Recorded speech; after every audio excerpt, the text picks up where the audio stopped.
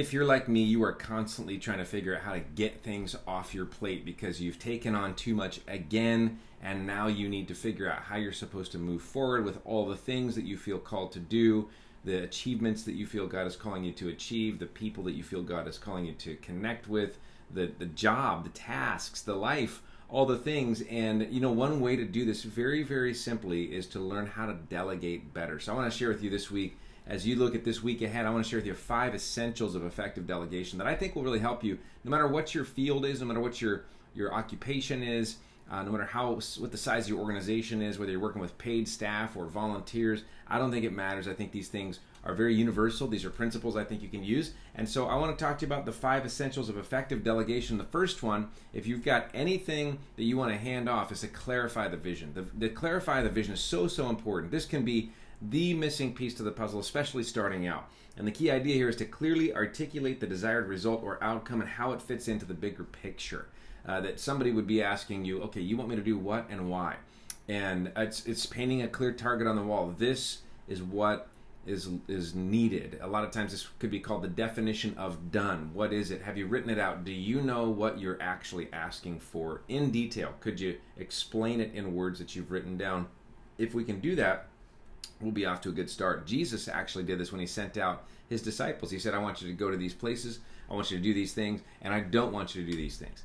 And so not only is this clarify the vision about painting a target on the wall, it also can be about establishing what the boundaries or the guardrails are. I like to call it a canvas. Sometimes I think about it as a canvas with 4 sides where you're going. You can paint any picture you want to, but it's got to be inside this canvas. And so even knowing what are the things that are no-nos, that are painting outside the lines, what is that? And being able to say, look, if you go outside this budget range, it's a no-no. This is your budget, or these are the beliefs that we have as an organization, or our values. You got to stay inside of those. And so these are all really important things. But before delegating, define the why behind the task and explain how it advances the overarching mission. This is so important.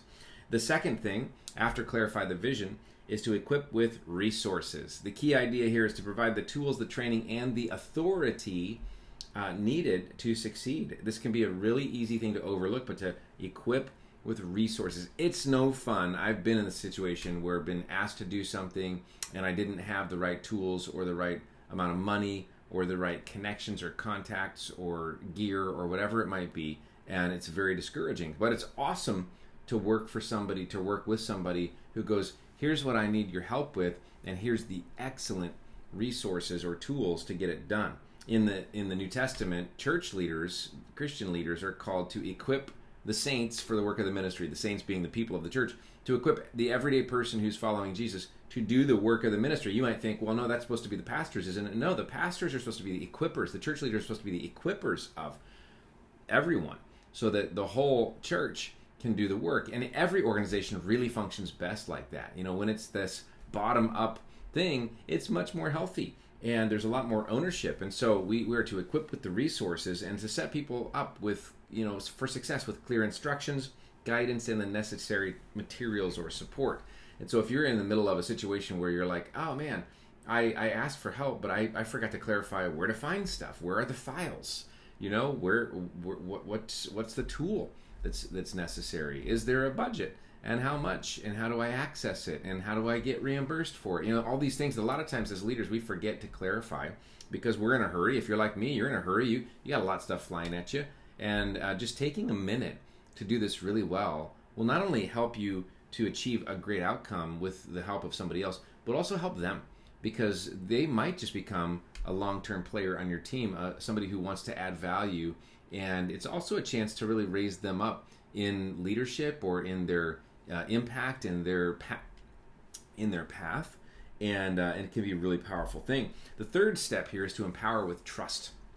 To empower them with trust, and the key idea is to delegate actual authority and allow freedom in decision making. To give somebody the trust is so important. To give them the authority to have some freedom, again within bounds. The biblical example would be Moses delegating judging simpler cases to people who were capable and not getting in the middle and micromanaging it, right? It's to show genuine confidence in their abilities, in the pre-decided things that you've determined, and you've drawn the target on the wall. You're saying, here's what we need. I'm not necessarily telling you how to get it done. That's up to you. And so there's some freedom. And you know how it feels to have a little freedom, to be trusted. That's a great feeling. It really draws you to the person who's put trust in you. And it can become, again, a thing that builds a long-term team. And it really develops the character, because when people have decision-making ability, that's when they're growing the fastest. So you're accomplishing not only getting work done by delegation, you're accomplishing getting people developed. And that is even more important. I think it's as John Maxwell once said, people are the most appreciable asset in your organization. And it's something you can build into people, and you're always going to win. So empower them with trust. Number 4 on this list is communicate and evaluate. Communicate and evaluate. This is really the coaching piece. The key idea here is to maintain open lines of communication and debrief to learn from both successes and challenges. So you're constantly in this connection point. I think it's important to have these checkpoints where you're saying, hey, let's check in here and here. I recently got to have some help in the area of an event that was run, and it was wonderful. And we had some regular checkpoints with the person that was running it. She did an incredible job with this event. And it was fun to watch her, but it was also important for me to check in and go, how's it going? What do you need? What questions do you have? And she would ask me for these little guidance points, like, oh, okay, I'd go this direction, or no, don't do that because of this, and just helping to clarify things. And that was a really, really great experience for her, but also for me. And, we see this in the New Testament church with the apostles in the book of Acts, as a matter of fact, in chapter 15. They had to stop and they had to course correct. They stopped, they communicated, they evaluated, and they said, ooh, let's change course because of this. And as a matter of fact, the church in the New Testament was growing so fast, it was like a tech company startup. I mean, it was a rocket ride. And so there was all this evaluation, communication, course correction, which is normal, right? We should always make room for that. And it's really important to build that in. So check in periodically, give and receive feedback. After the task, explore what worked, what didn't, and how to improve next time. And again, if you've been through this process for someone else, with someone else, you know how much you appreciate to know, am I winning?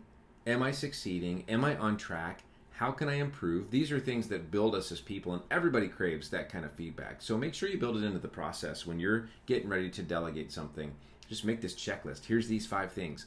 Have I done these things? Are they clear? Have I written them out? Are there questions? Can I answer them before I ask for help, so that this becomes a very positive experience for the person involved? Number 5 on this list is to celebrate. Now, this is probably the part that I often overlooked, especially as a young leader. Overlooked the celebration, because I'm a future-oriented person and I'm always thinking about the next mountain. I like to go get it. I like to go as fast as we can toward the next mountain. And sometimes I forget that we all need that time to just pause, take a breath, and go, wow, look what God did. Look what we did. Look what was awesome. Look what turned out great. Sometimes it's, sometimes your great celebration is, look what we learned. Maybe things didn't go the way we thought, but look what we learned. Now we know this, and let's celebrate that. Look, you can say, well, look how you've grown as a person. Look what you faced in this. Look at the courageous conversations you had to have. Look at the decisions that you made. Look what you created. Look at the outcome that happened because you were involved. And I think this is really important. My wife, Melissa, and I just got to lead a retreat for a marriage retreat here in our state at the coast this last week. And it was awesome. It was so much fun. Part of the reason was we got 2 really great couples involved with us to help us to teach and to lead these sessions. And they both did an amazing job. And we had an opportunity at the end, after the retreat, to just very briefly, just to say, look, you guys did a killer job, and here's why. Here's what you did. Here's what we see in you. We are so grateful for you. You added so much value in these specific ways. And it was a way just to anchor in them, we appreciate you because of these things, but also we see this in you, and we see all this possibility in you because of it. And that kind of stuff really helps all of us, because, in a way, it's a mirror to show up and to reflect to us. Here's what we see in you. You might not see it in yourself. You might not realize how strong it is. But when we stop and celebrate like that, it can become something we build on, so that delegation becomes a way to build the mountain a little bit. Now you're stepping higher the next time. And it's a super powerful tool. So these 5 steps of delegation: clarify the vision, equip with resources, empower with trust, communicate and evaluate, and celebrate. All of these things are so important. I hope they help you this week as you lead, as you influence. to really step up your game when it comes to delegation. And you know what? It's going to relieve your load. And I hope that helps you too. Can't wait to see you soon. Let me know how I can be praying for you, how I can be serving you, if I can be coaching you. I'd love to help. So just reach out, but have a great week. And thanks for joining me this Monday.